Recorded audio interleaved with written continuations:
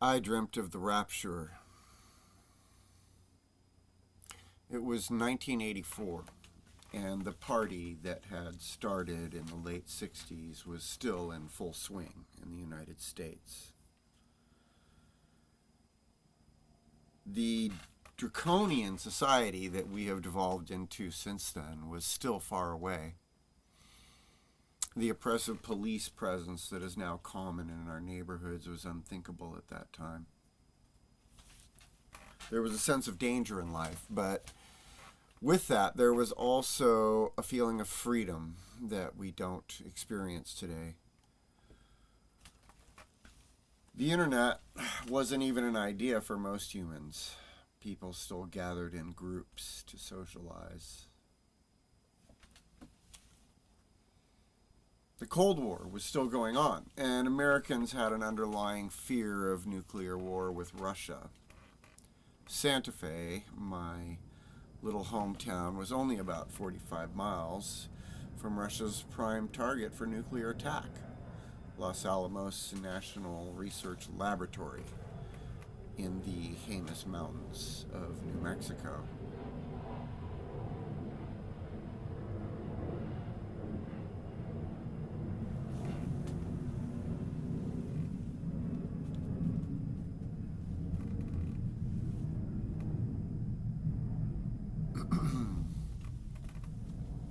Rumors about what might be happening at the lab swirled around among the people of the neighboring cities and became more exaggerated, and the retelling of them. In some ways, our society was even more divided than today.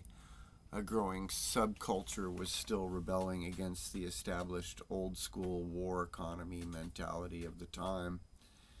In addition to the fading hippie culture, people began to identify with other subgroups. Punk rockers, new wavers, Rastafarians, lowriders, pachucos, and other groups loudly proclaim their rejection of mainstream society values.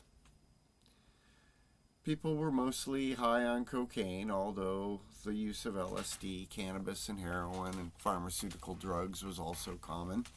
Smoking was allowed in restaurants and on airplanes. Trucks had gun racks in their rear windows. Driving with a seatbelt wasn't a crime yet. It was in this relatively lawless and chaotic climate that I had a profound dream. I woke up before dawn to hear some kind of commotion in the street. And peeking out into the window, I noticed people in the streets moving around and looking confused. I quickly pulled some clothes on and found my shoes. I turned on my radio while tying my shoelaces to see if I could get any news about what might be happening, but the airwaves were silent. I tried to make a phone call, but the line was dead. I grabbed my jacket and went outside. Immediately upon stepping out the door, it became apparent to me why everyone was freaking out.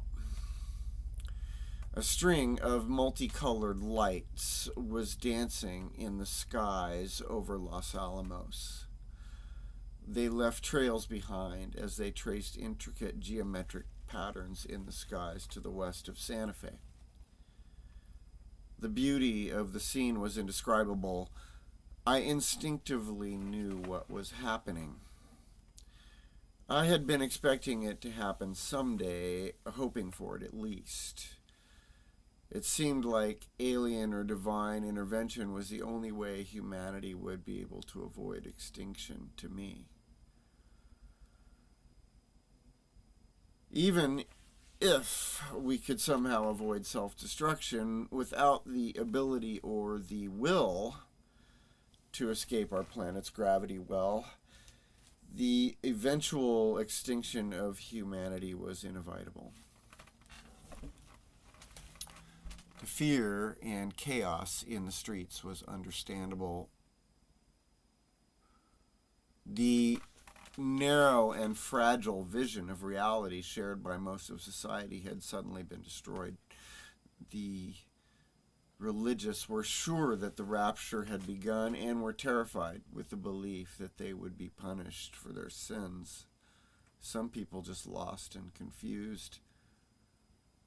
Other people, however, weren't frightened or confused at all.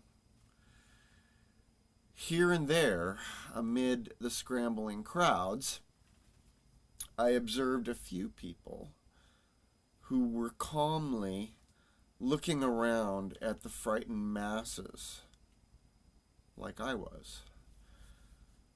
Most were walking towards the hills on the east end of the town. Amid the frantic drivers in the streets, I could see that there were a few cars that were carefully threading their way through the mayhem toward the eastern hills. I walked around the corner and crossed the Santa Fe River, heading east towards the center of town. I was feeling a sense of relief and joy. I had forgotten any worries I may have had the day before. A close friend who was passing on a street in a vehicle saw me and pulled over.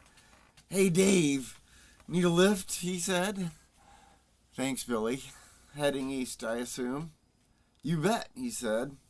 "What a great day, huh?" And there we were, the two of us, very happy amid the chaos and the mayhem.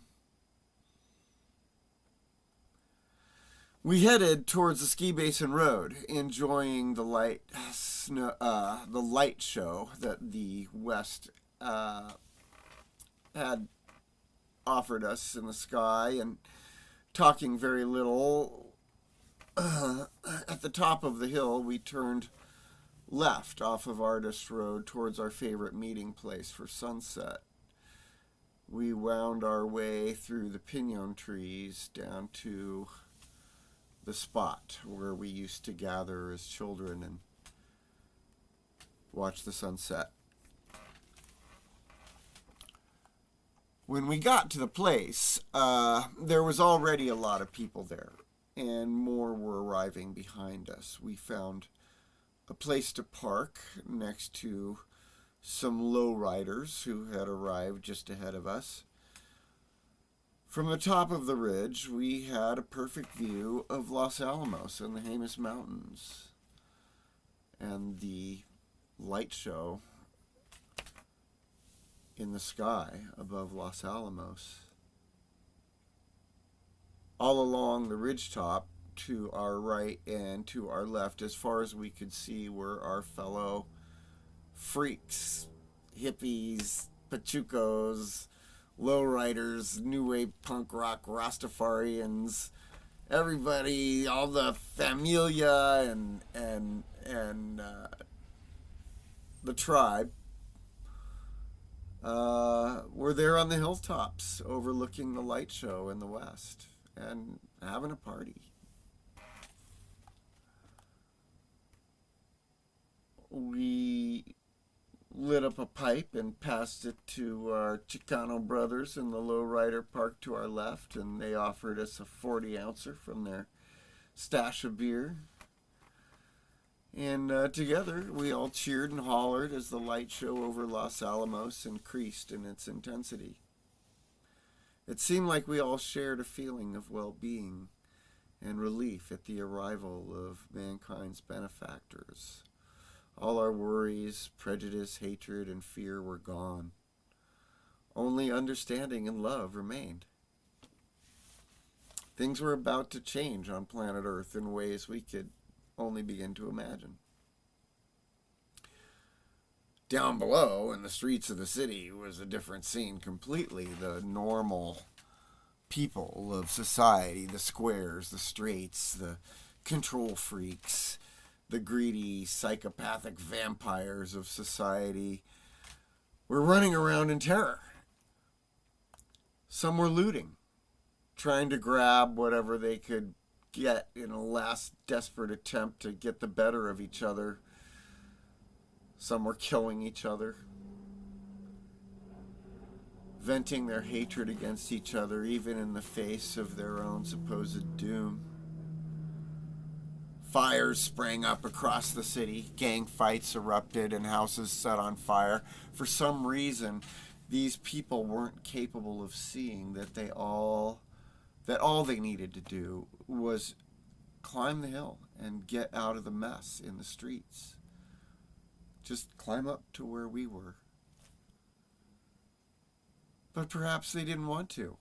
Feeding off the hatred and fear, they were perhaps somehow fulfilled by the chaos and the mayhem.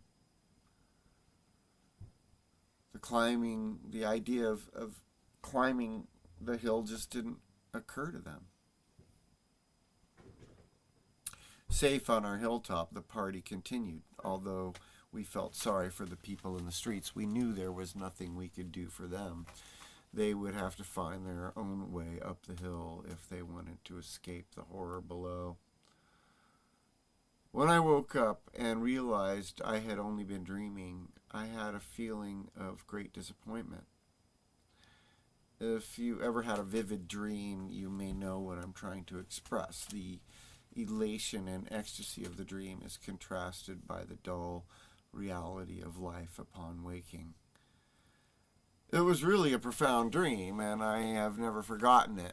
Perhaps my dream is a good illustration of our irrational belief in a beneficent God or super intelligent alien race that is watching over us and will step in at the last minute to save us from our own stupidity. I have abandoned such self-deceptive optimism. There is no magic answer. No magical beings or spacemen are going to come save us. From what I can see, our isolation in this remote part of the galaxy is extreme. If we want to survive as a species, we are going to have to solve our problems on our own. And we'd better do it quick.